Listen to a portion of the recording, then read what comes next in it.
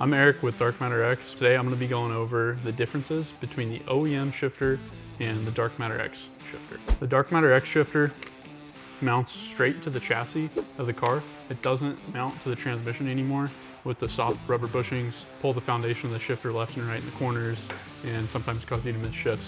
This thing's mounted straight to the chassis, and the foundation of it won't ever move and cause the shifter to be adjusting itself in the corners anymore. The second part I'd like to go over is the pivot.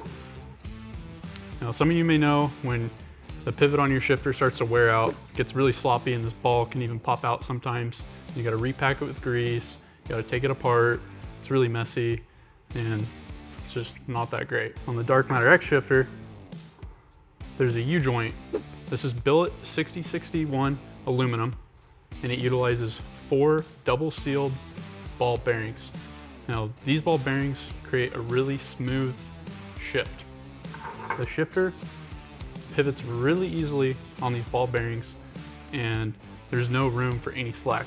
It's held in by 4 retaining rings. Next part I'd like to go over is the upper part of the shifter with the adjustments. So these adjustments on the shifter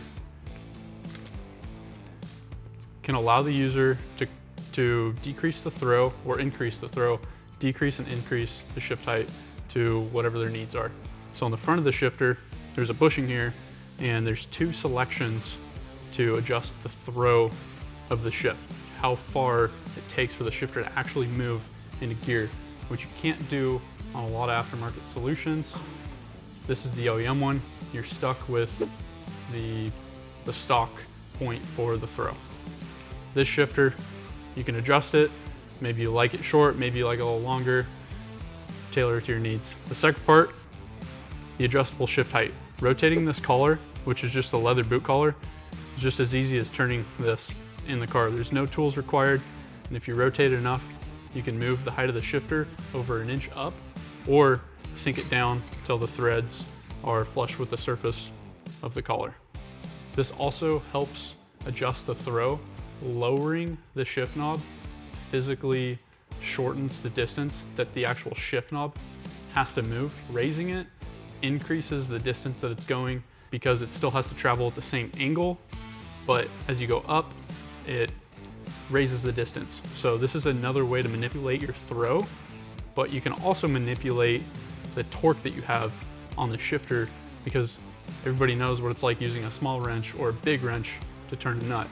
It's really easy when you're using a larger wrench. So the higher you put this shift knob, the easier it's going to be relative to having it lower, where it takes more pressure to put the car into gear. Some people like that, so put it where you want it. Another question I've been asked is how the reverse cable works on the shifter. So this is the lock here, and the reverse cable just goes straight up through the shifter, through the bottom, right through the U-joint, and up into the shaft, and it independently moves with the shaft when the height is adjusted. Here we have a few different anodized colors. If you want a different color of the shifter, it's always going to come in black, and then whatever color you choose, such as blue, will be the color of the shaft here. This one's black. We got red, gold, it's really awesome purple,